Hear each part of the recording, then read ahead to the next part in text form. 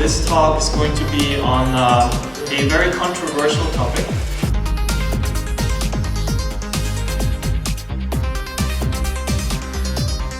And just a quick question, who of you here actually owns perhaps a Bitcoin? 1, 2, 3, 4.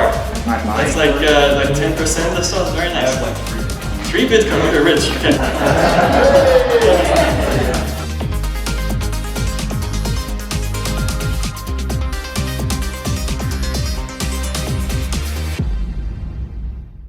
Marscoin.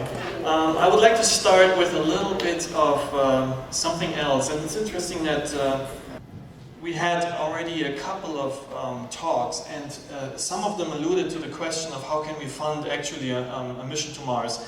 And while most of the attention was given to NASA and NASA not moving, there were a couple of steps towards the history of what did we do in the past. And I think that's a question which was not originally mine, but I'll tell you a little bit in a little bit how I fell into this topic. But if we look back at expensive projects, right, you can see a couple of very, very expensive projects for the people given at that time.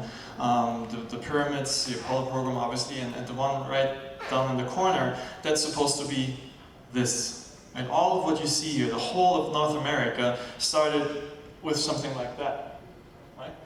A couple of tiny little ships. And so when we think about how can we tackle the problem of going to Mars, obviously I'm not the first one to think about this. There's this gentleman, who doesn't need any introduction, I think. Neil deGrasse Tyson has a very beautiful video on YouTube, a clip by this Big Think organization, and 250,000 views last time I checked. You may have seen it. It's quite interesting. And he has a 5-minute window, and he says, well, I wanted to write a whole book on how to get to Mars, and so I did some research, a couple of months, and I looked back at history and wanted to understand, like, what did we do in the past in order to achieve great things, and I only found 3 reasons, or three motivational factors for us to achieve these massively expensive projects. And he lists them out in this little video, and I really encourage you to have a look at that. He starts with religion. And he says, if you have religion, that gives you the pyramids, right? You basically have an enormous amount of followers of whatever sort, and you have a certain belief system, and you make them all follow your directions, more or less voluntarily. The second one would be war. And as an example for war, he gives 2 examples. He says one example would be the Chinese wall, for instance. Another example would be the Apollo program. And I found that interesting because I actually had the same thoughts before I ran into this video, but that's maybe a point which isn't made very often. When we ask ourselves, why is NASA not moving as fast as they moved in the 60s? Why is there not so much pressure on a precise plan, as Dr. Zubrin pointed out? Then maybe one of the reasons is because the whole atmosphere at that time was one of a potential war, and whoever is basically on top of the other person can drop the bombs, and that is a very, very big threat and a great motivational factor that always has been in history. And so that might be one reason why it's very hard for NASA to kick in a different gear now than it was in the 60s. All other things not considered. But the third topic, or the third point, would be the driver of economic return. And Neil deGrasse Tyson points out that, well, we don't really have religion in the same sense that we had in, let's say, at the time of the Egyptians, where we could suddenly mass hypnotize all of the Europeans and Americans to achieve something great, or it would really, really be hard to start creating a religion or starting from that perspective. War, we don't hope to have to go to Mars because of war. That would be something which we do not want to, actually. And so he says the third option is probably the most reasonable one. We have to find an economic incentive, a way to profit from Mars, right? And of course that's very challenging. And his answer would be, well, let's look back at history. How have the Spanish started? How did they start their colonization? Well, you had a queen and government, and so Columbus happened, right? However, if you look at that third point a little bit more in detail, and Mr. Lennart is going to like this picture, then what you will find is a very, very interesting, way more complicated story of the colonization process.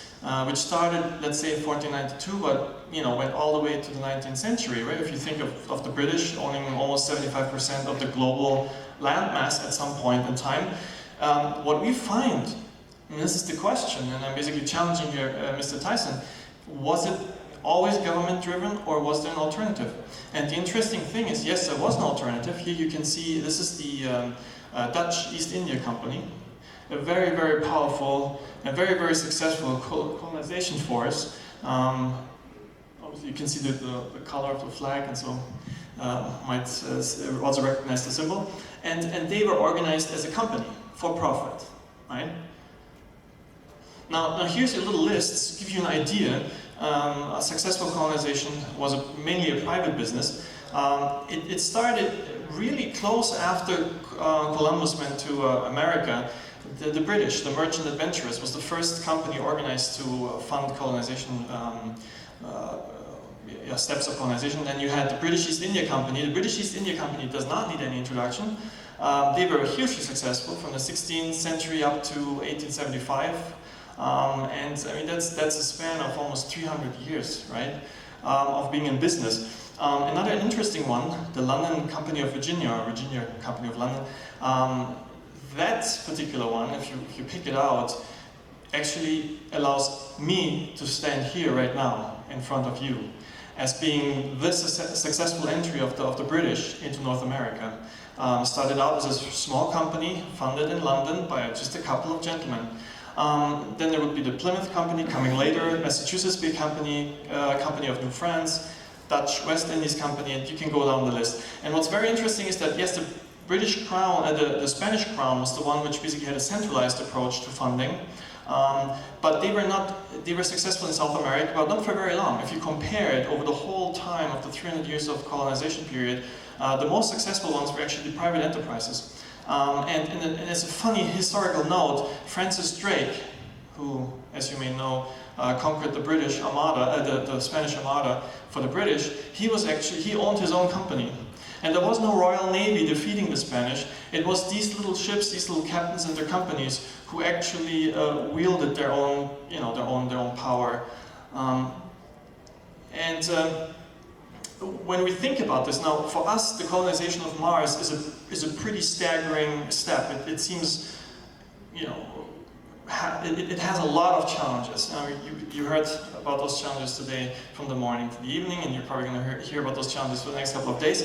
But it was very challenging for people in the 16th and 17th century, right? And if you really think this through, you just have to look at this picture. These were people who had to travel for 5 months, 6 months, close to what we would have to travel to. Immediately they had to start build up an infrastructure for themselves, and you could say like, well, yeah, they had water and they had trees, but yes, that was like 300, 400 years ago, and we should be able to kind of get those resources out of the ground, right, being a technological civilization as we are supposedly nowadays. So you can make a comparison from that time, the challenges they had to our time. Now, what I was very interested at that point is how are these companies actually organized? How did they do that, right? How were they able to create all of what we see here nowadays? How did that start, the seed? How was it done? And so, kind of see this little picture. This was the picture on the left would be Jamestown. Basically a couple of days probably after they landed, and the picture on the right would be the result. Just 300 years, 250 years further in the future. And so in the bottom you see Mars 1 landing, and then you can picture in your own head the next picture right after that. But if we look at how these companies were organized, this is a picture of Jamestown in the beginning. It's organized as a joint stock company. And what's really interesting is our idea of a company, right, was formed at that particular moment in time. A company was a company of gentlemen or ladies who came together for a common purpose to raise funds which none of them individually could raise. So the idea was you needed extraordinary amounts of money when the only way you could organize it, you form a party, a company, and all of you pool together. And the funny thing is, they went around Britain. They organized sermons, like lectures like this. They organized pamphlets and had plays, and just really tried to do a PR campaign to raise funds, and anybody could join them. It was not just rich people who joined. There were also smaller groups together who bought shares in this company. And obviously, the prospect was, the incentive for them to do it was profit, but it was not clear how that profit is going to materialize. I'm going to talk about this in a second. So we may have a similar setup in a near future, a very, very small colony, a very small base starting, the question is, maybe we can organize something in a very, very similar fashion. And this is where cryptocurrencies are going to come in, and we'll talk about this in a moment. So, I mentioned this already, between 1585 and 1630, you had 6,300 Englishmen and women invested in joint stock companies. These shares were expensive. One share for the Virginia company, who got you into Jamestown, or being part of the Jamestown enterprise, was 12 pounds and 10 shillings, which doesn't sound much, but that's another interesting facet about currencies, whether they're backed by something or not. The 12 pounds and 10 shillings, that's about 6 months of an average ordinary working man, so nowadays like $20,000, $25,000 one share.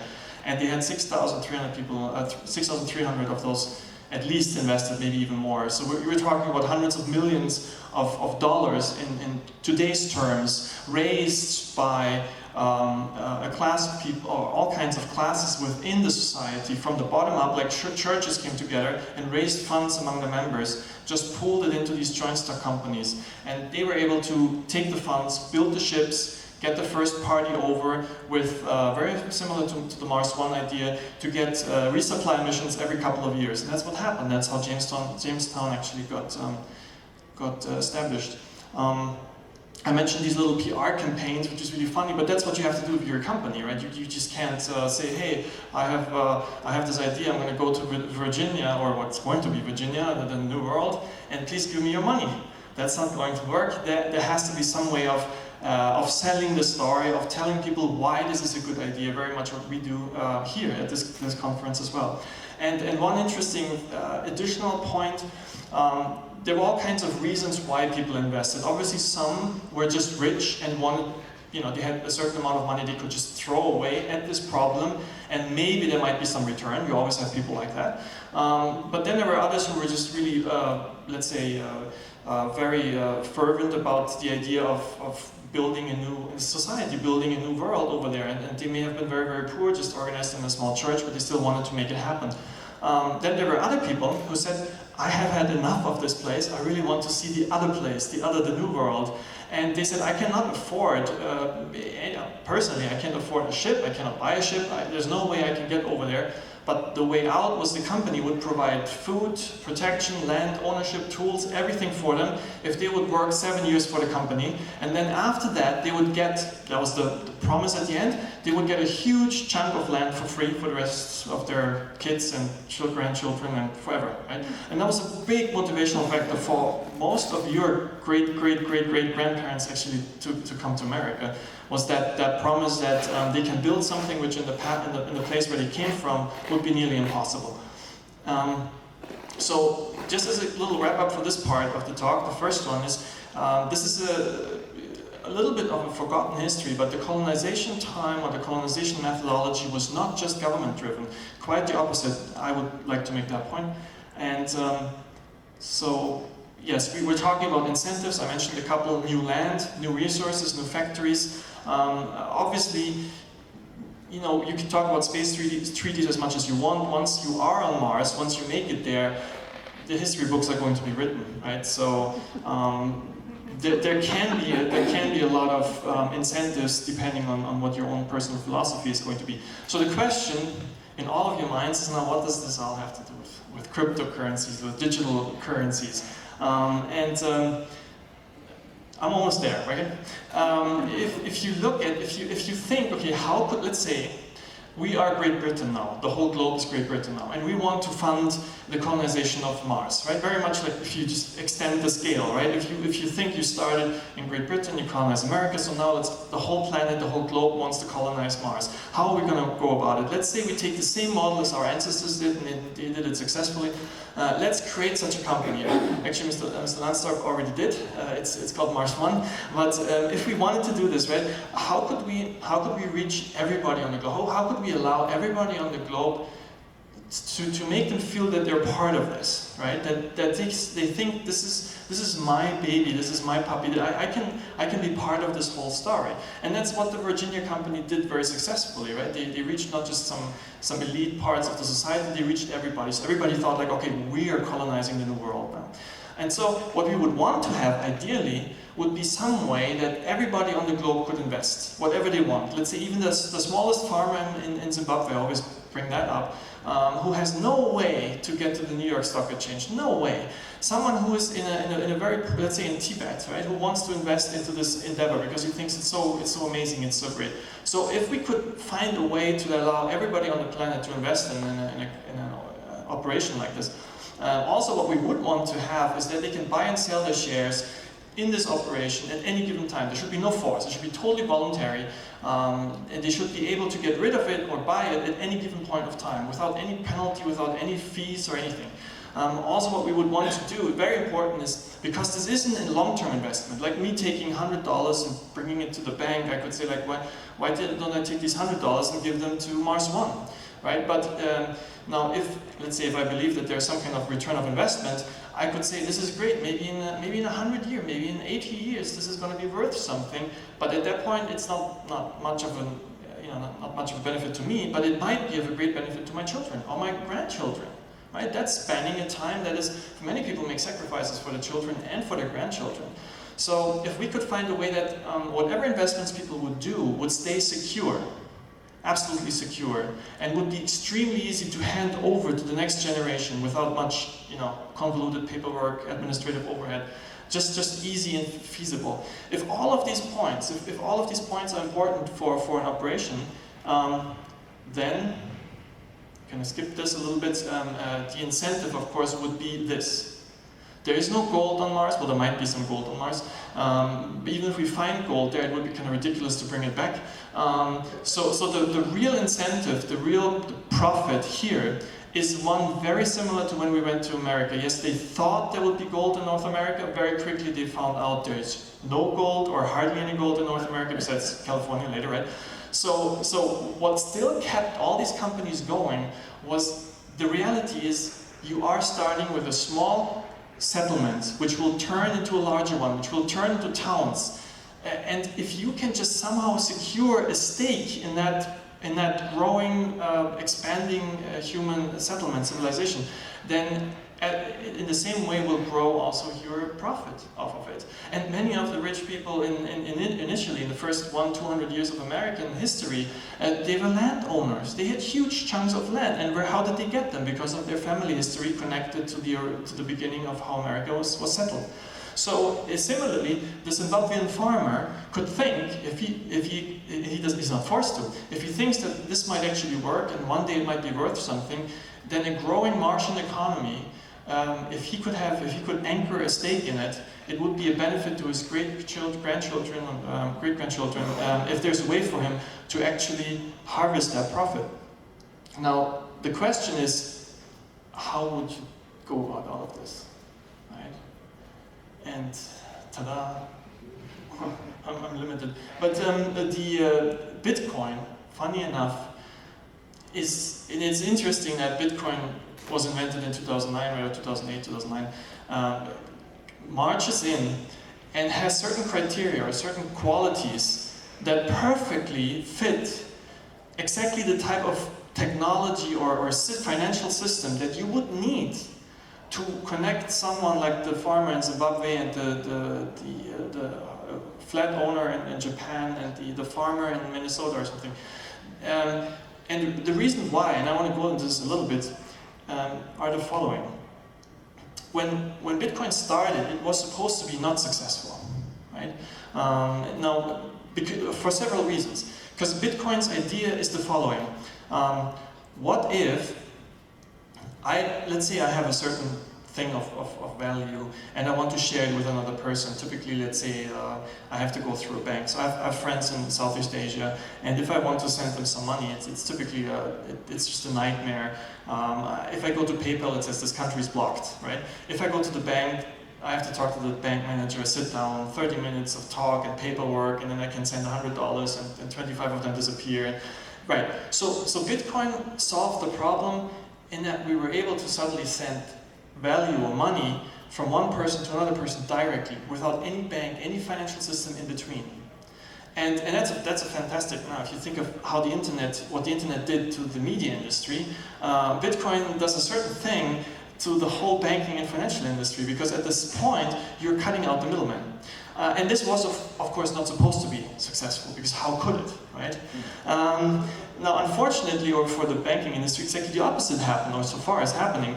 Here's a very famous economist, one of the few who is basically pro-Bitcoin, Jeffrey Tucker. If you look him up, Jeffrey Tucker is a great gentleman. He has a lot of information from a really deep economic perspective on the idea of Bitcoin. One of the things he says, this one is, and I want to upload this later so you can read this in time, but one of the things he's saying is that all of us, in our living history, living memory, we have no clue how a currency actually acts that is limited in issuance. I mean, it's typically, like, if you think of dollars, they're printed by the federal government, right? So are most fiat currencies by governments, they're just printed. The nice thing about printing a currency is that you're taxing everybody, right? If I print more and more of the money, but the economic output is more or less the same, then I'm making everybody poorer except the people who are able to print it, right? It's really simple. Now that's of course great for governments, and it has been working for 100 years, but the years before, if you go back to the Gilded Age, let's say 1860s to 1910, 1920s, or even actually 1960s if you think of how long gold actually backed the US dollar, you had the opposite. A person who was just holding on to their money got richer over time. And that actually makes sense, because as the economy is growing and more productivity is created, more wealth is created, but as gold cannot be produced more, each piece of gold becomes more valuable. So everybody was benefiting from everybody else's work and effort. There's really no need at that point to create a huge welfare system, if you think about it, if the economy is captured by a monetary system that cannot be diluted at will by government. So this is something which the economists thought was problematic and should not function, but it did function, and we have seen some of the greatest advances in mankind's technology. If you think back, a person born in 1870, they were driving with their parents' horse buggy, and then 100 years later, or depending how old they got, suddenly you had people on the moon. It's amazing. And now, I was born in 1978, but let's say 1970s, I see pictures of how the 1970s looked like, and now I'm like almost getting closer to 40, and nothing changed.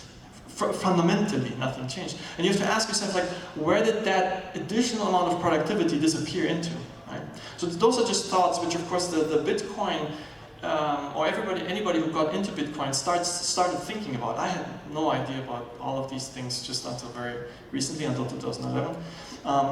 This is the experiment of Bitcoin so far. It started in 2009, and this is where we are at this point in time. You can see this crazy run-up of the price, but the price itself is not really that important. The reason why: Bitcoin's main purpose is that I can send money to you at any given point in time. How much that particular value is worth to me, you know, if Bitcoin changes and becomes more valuable, I can just buy less of it. And I can just send it to you, and within seconds you get it, and you can transform it or convert it into any other currency you want to. So the price itself is closer to how much is Facebook valued? How much do people like or need Facebook? If you look at the trajectory of Facebook or Twitter, you can see that there's a network adoption. The more people want it, the more people adopt it, the quicker you see this growth curve go up. And that's what happened. All you basically see is that people discovered Bitcoin over time and the value went up. But because it is limited, it cannot be produced, it cannot be more produced, it behaves very much like gold. It retains its value. It's really hard to kill it. because people who have it don't want to let go of it. They consider it to be very, very valuable. And so over time you see the value appreciate and capture actually the economic output. Here's just some basic facts about Bitcoin to narrow it down and not to just waffle around it. If you think of a public ledger, let's say you know this already. The banks, most of the cases they have our accounts as digital files on their computers, right? So if I basically send money to someone here in the crowd, the money is actually being deducted from my account. It's going to be added to your account, right? There's not really someone running around with coins or paper bills. That's not going to happen. So the idea of Bitcoin is, okay, if that's the case anyway, why don't we take this huge public ledger where every one of us has an address, an account, and why don't we spread this public ledger over all of our computers? But we encrypt it. So nobody knows whose account it actually is, but everybody can see that transaction take place. And then all of us verify that a certain transaction actually did happen. All our machines say, at this point in time, the money moved from this account to that account. That's the idea of Bitcoin. If you have a public ledger that's distributed over all people, then you don't need a banking industry and all of that comes with it. Now, right. The interesting thing is, at that point, you have a financial system that fits on a USB stick. All of your accounts, right, it's like very much like QuickBooks or any accounting system, all of your movements, all of your data could be at one point captured. It can be seen in the Bitcoin network. I would never know who actually owns that particular account, but I know that certain things are happening. It's extremely visible at the one point, but private at the other. And this is just a little outlook before we actually come into Marscoin. At this point in time right now, Bitcoin just got started. There's a huge amount of innovation happening. There's stock markets being replaced by this decentralized system. A huge amount of our peer-to-peer loans where people are loaning each other money directly without going through any company. And if you take this idea of Bitcoin and you apply it to the idea I presented before of the historic challenge of getting us to Mars, then there's 1 and 1, and they come together, and they make 2. And the reason why is, if you want people to be able to buy into a future economy that is growing but cannot be inflated by a third party, if you want them to be able to capture the economic growth on Mars, whatever that's going to be. We don't know yet how Mars is going to look like, or how the economy on Mars is going to develop. We don't know, and it doesn't really matter. But if we give people an ability to transfer value, transfer ownership between them other instantly, frictionless, without any coins or paper bills, just digitally, if we give them the opportunity, they can build their whole new economy, their whole new world based on their cryptocurrency, as it has been done with Bitcoin and as is happening right now with Bitcoin. So anybody who would buy into Marscoin right at this point in time, it costs you just a couple of pennies. Marscoin is listed on international exchanges. One Marscoin is, I believe at this point, right, like half of a penny. It's worth almost nothing. Very much like Bitcoin in 2009, it was worth basically a penny or something. And it is limited though. There's only 48 million Marscoin, and there will never be more. The program is such, and it's distributed among all of us, that nobody can change it. Nobody can change the algorithm. Because if someone started changing it, nobody else would be interested in it. You know, if someone starts inflating his part of the program, others say like, why would I adopt that version of the program which is just destroying my value, right? So you would have 48 million Marscoin behaving like a digital gold, and anybody who buys into it, let's say buys 100 Marscoin right now, it costs them $1 or even less. In 100 years, or 50 years, or 30 years, that particular amount of money might be worth something totally different. It might be valuable way, way more. And there's a couple of reasons let me just jump ahead. Here you have an example. This is Lily Allen. She's some musician, I've never heard of her before. But she was offered a couple of 100,000 Bitcoin for one of her concerts in 2009. She declined. That was a fatal mistake. The problem with the cryptocurrencies is if you think, do you know how much money runs through Visa every day? These are enormous sums of money. And they're just mind-boggling. And Marscoin or Bitcoin, they don't even have to be perfectly successful. They don't. There just has to be a small amount of people who believe in it. That's where the value comes in. That's why the exchange rate of Bitcoin or Marscoin would go up. And the check, which I'm going to give tonight to Dr. Zubrin and one for Bas Lansdorf, both of those checks worth 500,000 Marscoin, which all our Marscoin community donated. Those 500 Marscoin, they might be worth $5,000, $50,000, $500,000, $5 million. It just depends on how successful we are in getting to Mars. Because everybody knows that the people who took Bitcoin in the beginning and invested in Bitcoin, they're multimillionaires at this point, right? Because they were there in the beginning. So, taking that understanding, whoever takes Marscoin and invests early, of course, can be considered a fool, yeah, depending how much you throw at it. But on the other hand, in 5 or 10 years, could be considered a multimillionaire. And this really depends only on how successful it is for someone to let's say, to realize the potential. Marscoin can fail, so can Bitcoin, but the chances are, of course, the potentials are enormous. Yes, and of course what it would resemble is very much like the Virginia Company of London. That's basically what it is, because it would give everybody, let me just jump a little bit back, and this was a better chart, or better explanation. It would give everybody on the globe the ability to just download a program for a couple of dollars, buy a few Marscoin, and have a private key that they can share with their children, and nobody else in the world could ever lay their hands on this particular money. And it would be a true financial incentive, independent of any player. So we don't know who develops something on Mars, whether it's going to be SpaceX or someone else in the future, in 50 years, who knows what's going to happen. But if the first colonists start using Marscoin as their cryptocurrency, any other cryptocurrency that comes later will have to fight the same fight that any other cryptocurrency on planet Earth has to fight Bitcoin. Bitcoin is so widespread, so utilized everywhere, that all these other wannabe currencies have no chance against this original network effect. And the similar thing you can think of Mars. If people are used to the coin of Mars, then that's going to be the main basis of their operation. There might be others, but it could be the central stock, the foundation, the bedrock of the financial system on Mars. And let me just close out here. This, for instance, I brought a little machine. These little devices, they replace the entire banking system of a planet, right? So next time you go to a bank, just visualize that.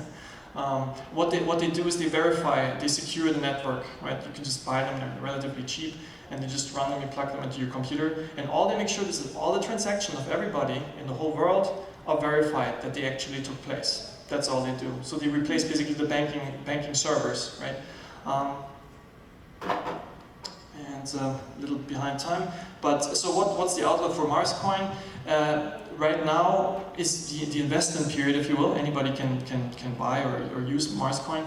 And in 2024, well, in 2024, we hope to take a little USB stick with all the accounts. All the accounts show us how much everybody purchased in Marscoin, how many everybody owns. That little USB stick will be handed over to an astronaut.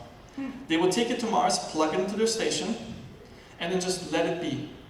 And if in 5, 10, 20, 30 years after that, people start utilizing it or moving their funds around, they would be doing so on top of the investments of whoever funded the original accounts. So the farmer in Zimbabwe would be benefiting from a growing economy. If there's a new nuclear reactor power plant built on Mars, and on Earth, everybody thinks like, wow, this is amazing, look, on Mars, they're getting ahead, I need to buy some part of that, right? Then the Zimbabwean farmer who bought 10 Marscoin before suddenly is looking at something which grew in value because it's valued more because the economy on Mars is growing. It's basically a story, if you believe in Mars, you will be rich. If you don't believe in Mars, well, then it's an opportunity you lost. Here are some profit scenarios, that's the end of my talk. Just a couple of maybe the funny one I point out is the first one is, let's say, NASA wants to do some scientific experiments on Mars, but unfortunately they don't have any Marscoin. So what are we going to do now? Well, they say, hey, people on Mars, we really would like you to drill this rock. And then the people on Mars say, sorry, how many Marscoin are you going to give us for that? And so they're like, Marscoin, how much are they worth, right? And so NASA has to go and buy money from the exchange on Earth, from the Zimbabwean farmer. The money is going to go to, that's how they can pay the astronauts on Mars. They get Marscoin, they get actually something for their work, some monetary incentive. And the poor person who was poor in Africa now actually earned money on the market. And you can play this scenario out with all kinds of ideas. So thanks very much for your patience. I know it was a little bit over time, but I'll be here if you have some questions. Definitely ask me. Also about Bitcoin in general, if you want to, Marscoin in particular, of course. And that's it. Thank you very much.